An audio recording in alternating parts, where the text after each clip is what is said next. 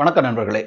கடந்த வீடியோ பதிவிலே ரஜினிகாந்தனுடைய அரசியல் வரவு எதற்காக, ஏன், அவர் கூட்டணி அமைப்பாரா இல்லையா, அவர் யாரோடு கூட்டு சேருவார், அவருடைய அரசியல் வரவுக்கான காரணம் என்ன என்பது பற்றி நாங்கள் ஆராய்ந்தோம். அதிலே அரசியல் விளைவு என்னவாக இருக்கும் என்பதை அடுத்த வீடியோவிலே பார்ப்பதாக இருந்தது.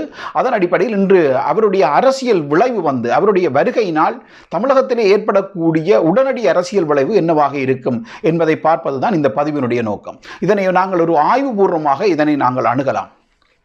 ரஜினியினுடைய அரசியல் வரவு அடிப்படையில் என்ன வகையான மாற்றத்தை உருவாக்கும் என்பதை நாங்கள் கவனிப்பதற்கு உலகளாவிய ஒரு அனுபவத்தை நாங்கள் எடுத்து இங்கே பார்க்கலாம். அதாவது உலகம் முழுக்கலுமே ஒரு கட்சி 2 முறை ஆட்சியில் இருப்பதை ஒரு பொது போக்காக உலகம் முழுக்கலும் இருந்து வருகிறது. அதாவது தேர்தல் அரசியல் ஜனநாயகம் கொண்ட நாடுகளில் ஒரு பெரும்போக்கான நிலைமையாக இருப்பது, ஒரு கட்சி 2 முறை ஆட்சியில் இருந்தால் அதனுடைய எதிர்க்கட்சி மீண்டும் ஆட்சிக்கு வருகின்ற நிலைமை ஒரு பொது போக்காக இருக்கிறது. அப்ப இதிலே அடிப்படையான விடயம் ஒரு கட்சி 2 முறை ஏறத்தாழ ஒரு 10 வருடங்கள் ஆட்சியில் இருந்ததன் பின்பு அந்த கட்சிக்கென்று ஒரு அதிருப்தி வாக்குகள் அல்லது மக்கள் மத்தியிலே ஒரு அதிருப்தி உருவாகிறது. அந்த உருவாகின்ற அதிருப்தி தான் அந்த வாக்குகளை எதிர்க்கட்சியின் பால் இழுத்து செல்கிறது. எந்த ஒரு ஜனநாயக நாட்டிலும் அடிப்படையான இருபெரும் கட்சிகள் நிலை பெற்றிருக்கும். அந்த இருபெரும் கட்சிக்கும் நிலையான வாக்கு வங்கிகள் இருக்கும். எனவே சிறு சிறு உதிரி கட்சிகளை கூட்டு சேர்ப்பது அவர்களுடைய தேர்தல் வியூகமாக இருக்கும். அதன் அடிப்படையில் இடையிலே இருப்பது ஊடாடும் வாக்குகள். அந்த ஊடாடும் வாக்குகள் ஒரு படித்த மத்திய வர்க்கத்தினால் உருவாக்கப்படுபவை. அது எந்த பக்கம் சாய்கிறதோ அவர்களுக்கான வெற்றி வாய்ப்பு அதிகரிக்கிறது என்பது ஒரு பொதுவான போக்கு. இது பற்றி நாங்கள் கடந்த வீடியோவிலையும் பார்த்தோம். எனவே அந்த அடிப்படையில் ஒரு அதிருப்தி வாக்குகள் என்பதுதான் ஆட்சி மாற்றத்தை நிர்ணயிக்கின்ற ஒரு பொதுப்போக்கு, உலகளாவிய பொதுப்போக்கு. அந்த அதிருப்தி வாக்குகள் இப்பொழுது போக வேண்டிய சந்தர்ப்பம் திமுகவின் பக்கம் போக வேண்டியது. ஏனென்றால் அதிமுக 10 வருடங்கள் ஆட்சியிலே இருந்து விட்டது. எனவே அதிமுகவை சுற்றி ஒரு மிகப்பெரிய ஒரு அதிருப்தி வாக்குகள் உருவாகி இருக்கும். அவ்வாறான உருவாகிய அதிருப்தி வாக்குகள் திமுக பக்கம் சாய வேண்டும். சில விதிவிலக்கான சம்பவங்கள் என்று பார்த்தால் நாங்கள் 2 கட்சியிலுடைய இருந்த தலைவர்கள் இப்போது பெருந்தலைவர்கள் இல்லை என்பதை ஒரு காரணமாக சொல்கிறார்கள். ஆனாலும் அந்த கட்சியினுடைய அடிப்படையான அந்த உறுப்புரிமை பெற்ற அந்த நிலைத்தன்மையில் மாற்றம் ஏற்பட மாட்டாது. ஏனென்றால் அது ஒரு 50-60 வருட பாரம்பரியம் கொண்ட கட்சிகள். அடுத்தது இரு பெருங்கட்சிகளுமே தங்களுடைய தலைமையை இழந்துதான் இருக்கின்றன. எனவே அப்படி சொல்ல முடியாது. மட்டுமல்ல, கடந்த பாராளுமன்ற தேர்தலில் அவருடைய விளைவை நாங்கள் பரிசீலித்து பார்த்தாயிற்று. அந்த கடந்த பாராளுமன்ற தேர்தலிலே திமுக அமோகமான வெற்றியை ஈட்டியது. அதற்கு காரணம் 10 வருடமாக இருந்த அதிமுக ஆட்சியினால் இயல்பாக உருவாகக்கூடிய அதிருப்தி வாக்குகள் திமுக பக்கம் சாய்வதற்கான சந்தர்ப்ப சூழ்நிலை, அதாவது அந்த தருணம் வாய்த்ததனால் திமுக அமோக வெற்றியை ஈட்டியது. அப்படி பார்த்தால் இந்த சட்டமன்ற தேர்தலிலே திமுக வெல்வதுதான் ஒரு பொதுவான விதியாக இருக்க முடியும். ஆனால் இந்த திமுக வெல்வதை எப்படி அதிமுக எதிர்கொள்கிறது என்பது, ஒரு வியூகம் அமைக்கிறது என்பது ஒரு அடிப்படையான விஷயம். ஏனென்றால் கடந்த தேர்தலிலே அதிமுகவோடு மத்திய அரசாங்கத்தில் பதவியில் இருக்கக்கூடிய பிஜேபி கட்சியும் இணைந்துதான் அவர்கள் போட்டியிட்டார்கள். எனவே மத்திய அரசாங்கத்திலும் மாநில அரசாங்கத்திலும் இருக்கக்கூடிய அதிகாரத்தில் இருக்கக்கூடிய கட்சிகள் ஒன்று சேருகின்ற போது அவர்களுக்கென்று ஒரு பலம் இருக்கிறது. அந்த செல்வாக்கு பலம் இருக்கிற இந்த அரசாங்கம் கையில் இருக்கின்ற போது அந்த அரசு இயந்திர செல்வாக்கு பலம் ஒன்று இருக்கின்றது. அந்த பலம் தேர்தலில் ஒரு குறிப்பிட்ட அளவு பங்களிப்பை செய்யும். ஆனால் ஏற்கனவே சொன்ன அந்த 10 வருடமாக இருக்கின்ற அந்த ஒரு கட்சி தனக்கான அதிருப்தி வாக்குகளை சம்பாதிச்சு கொள்ளும், அதிருப்தி வாக்குகளை தவிர்க்க முடியாமல் உருவாக்கி கொள்ளும் என்பது தவிர்க்க முடியாத விதி.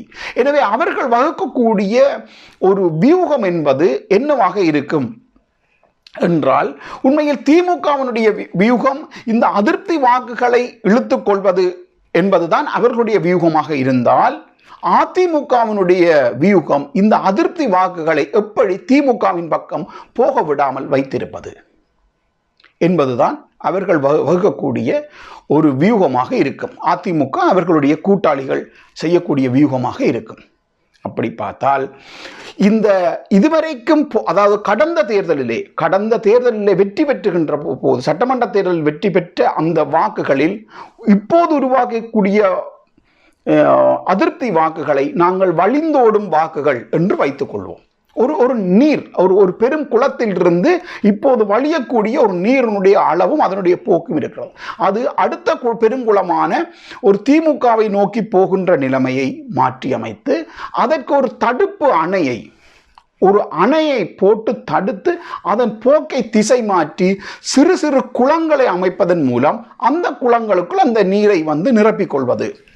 அப்படி நிரப்புவதற்கான சந்தர்ப்பத்தை கொடுத்தால் அந்த வழிந்தோடும் வாக்குகள் எதிர்முகமான பெருங்குளமான திமுகவை நோக்கி போக விடாமல் அவர்கள் அதனை திசை மாற்றி விட முடியும். அப்படி பார்த்தால் இந்த இப்போது இருக்கிற புதிய, அதாவது சட்டமன்றத்தை புதிசாக எதிர்கொள்கின்ற நாங்கள் புதிய கட்சிகளை நாங்கள் எடுத்து பார்த்தால், கமலஹாசன் தரப்பு, சீமான் தரப்பு, அடுத்தது ரஜினிகாந்த் தரப்பு என்ற 3 தரப்புகள் சட்டமன்ற தேர்தலில் ஒரு புதிய கட்சிகளாக இருக்கின்றன. இந்த கட்சிகளுடைய நிலைமையை நாங்கள் எடுத்து பார்த்தால், ரஜினிகாந்த் இந்த அதிமுகவிடம் இருந்து உருவாகக்கூடிய அதிருப்தி வாக்குகளை திமுக பக்கம் போக விடாமல் ரஜினிகாந்த் பக்கம் இழுக்க முடியும். அவ்வாறு இழுப்பதற்கான சந்தர்ப்பம் தான் இருக்கிறது. ஏனென்றால் அவை ஊடாடும் வாக்குகள்.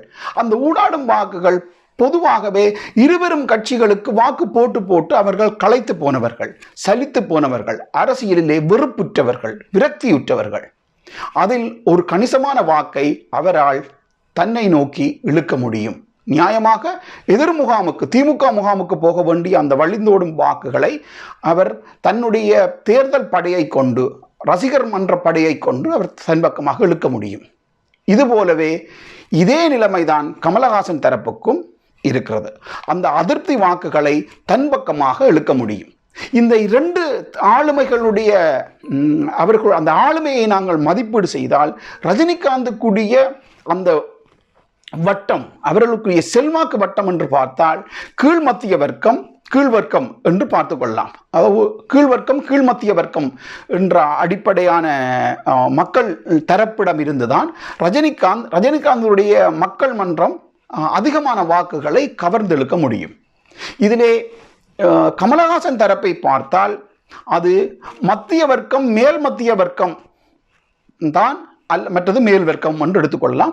அதிகமாக மத்திய வர்க்கம், மேல் மத்திய வர்க்க வாக்குகளில் இருந்துதான் அவர் தனக்கான வாக்குகளை கவர்ந்தெழுக்க முடியும். எனவே இரண்டுமே வேறுபட்டது. அவ்வாறு வேறுபடுகின்ற போது மக்கள் தொகையினுடைய அடிப்படையை நாங்கள் வைத்து பார்த்தால் கொஞ்சம் அதிகமாக ரஜினிகாந்த் கிடைக்கிறதுக்கு வாய்ப்பு இருக்கு. ஆனால் இந்த அதிருப்தி வாக்குகளில் இருந்து பிரியக்கூடிய அந்த வாக்குகள் கமலஹாசனுக்கும் ரஜினிகாந்துக்கும் ஆக பிரியும். ஆனால் அதிகமாக பொதுவாக அரசியலில் அதிருப்தி உருபவர்கள் மத்திய வர்க்கமும் மேல் மத்திய வர்க்கமும். எனவே கமலஹாசனும் ஒரு ரஜினிகாந்துக்கு ஏறத்தாழ நிகரான வாக்குகளை அவர் பெறுவது தவிர்க்க முடியாதது. அடுத்தது சீமான் தரப்பு. இந்த நாம் தமிழர் கட்சி எப்போதுமே தன்னுடைய அரசியல் தந்திரமாக முக்கியமாக திமுகவை எதிர்க்கக்கூடிய ஒரு கட்சியாகத்தான் அது தன்னை நிலைநிறுத்தி வைத்திருக்கிறது. அவர்களுடைய அந்த கோஷம் திமுகவை திமுகவில் உடைப்பை நிகழ்த்தும். அவ்வாறு உடைப்பை நிகழ்த்துகின்ற போது திமுகவில் இருந்து எழக்கூடிய அந்த அதிருப்தி வாக்குகள் அல்லது அதிமுகவினுடைய பிரச்சாரத்தினால், திமுகவை நோக்கி அவர்கள் செய்யக்கூடிய பிரச்சாரத்தினால், குடும்ப அரசியல், பழைய கால ஊழல்கள் என்று இவர்கள் தொடுக்கக்கூடிய போர், அந்த பிரச்சார போரினால் உருவாகக்கூடிய திமுகவில் உருவாக்கக்கூடிய அதிருப்தி வாக்குகள், திமுகவிற்குரிய உடைவான வாக்குகளை சீமான் தன்னுடைய வாக்குகளாக கவர்ந்தெழுக்க முடியும் அல்லது கவர்ந்தெழுக்க வேண்டும் அவர். அப்படி பார்த்தால் இப்பொழுது இந்த இடையிலே இருக்கின்ற ஊடாடும் வாக்குகள்லாம் ஒரு ஆட்சி மாற்றத்தை தீர்மானிக்கிறது என்று வைத்தால், இப்பொழுது அந்த ஆட்சி மாற்றத்தை கடந்த தேர்தலிலே அந்த ஊடாடும் வாக்குகள் திமுகவின் பக்கம் போனது, ஸ்டாலின் தலைமையின் பக்கம் போனது. இப்பொழுது உருவாகி இருக்கிற ரஜினியினுடைய வருகையினால் உருவாகி இருக்கின்ற சூழல் ரஜினியை நோக்கி ஒரு சிறு பகுதியான அந்த அதிருப்தி வாக்குகள் ரஜினியை நோக்கி இழுக்கப்பட்டுவிடும். அதுபோலவே ரஜினியால் இழுக்க முடியாத மிகுதி வாக்குகள், மத்தியதர வாக்குகள், ஊடாடும் வாக்குகள் கமலஹாசனை நோக்கி இழுக்கப்படும்.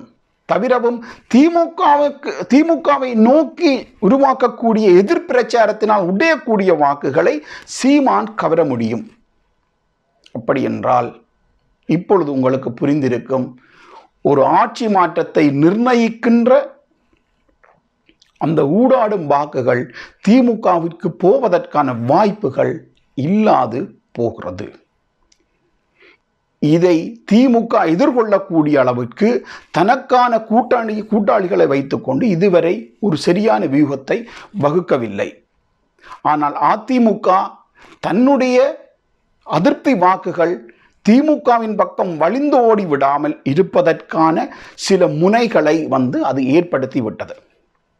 எனவே தேர்தலின் பின்பு உருவாகக்கூடிய நிலைமை இருபெரும் கட்சிகளும் பெரும்பான்மையை பெற முடியாத ஒரு நிலைமையை எட்டலாம். இன்றுள்ள அரசியல் கூட்டின்படி இருபெரும் கட்சிகளும் பெரும்பான்மையை பெற முடியாத ஒரு சூழல் உருவாகின்ற போது அதன் பின்பு அதிமுக பக்கமோ திமுக பக்கமோ போகக்கூடிய இந்த சிறு கட்சிகள், புதிதாக உள்நுழைந்த சிறு கட்சிகள் யார் பக்கம் போகின்றனோ அவர்களை கூட்டு சேர்ந்து ஒரு ஆட்சி அமைய வாய்ப்பு இருக்கிறது.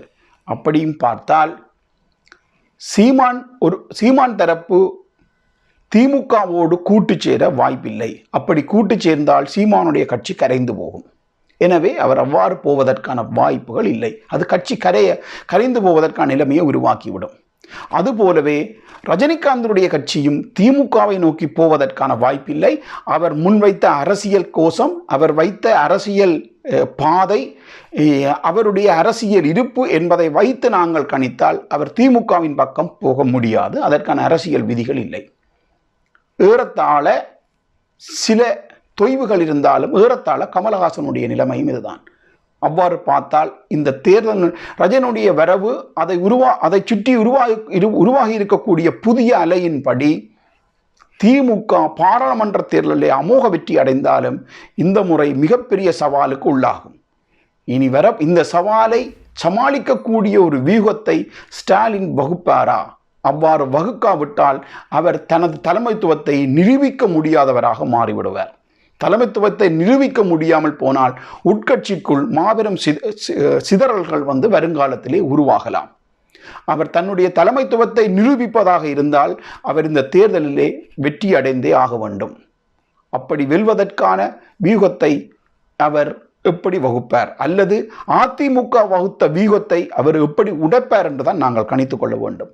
அதிமுக வகுத்த இந்த தேர்தல் வியூகத்தை அவர் எவ்வாறு உடைக்கப் போகிறார் என்பதை பொறுத்து கள நிலைமைகளில் மாற்றம் உருவாகலாம். இதுதான் இன்றுள்ள அரசியல் நிலவரம். இதைவிட ரஜினியினுடைய வரவினால் அரசியல் மாறும், ஆட்சி மாறும், ரஜினி பிரதம மந்திரி முதலமைச்சர் ஆவார் என்பதெல்லாம் அது வேறு கதை. அது உங்களுக்கு புரிந்திருக்கும். இதுதான் இன்றுள்ள நிலைமை. நல்லது நண்பர்களே, மீண்டும் ஒரு காணொளியில் இந்த அரசியல் அறிவியக்கத்தினுடைய செயல்பாட்டை நாங்கள் மேலும் புரிந்து கொண்டு அறிந்து கொண்டு முன்னேறுவோம். நன்றி, வணக்கம்.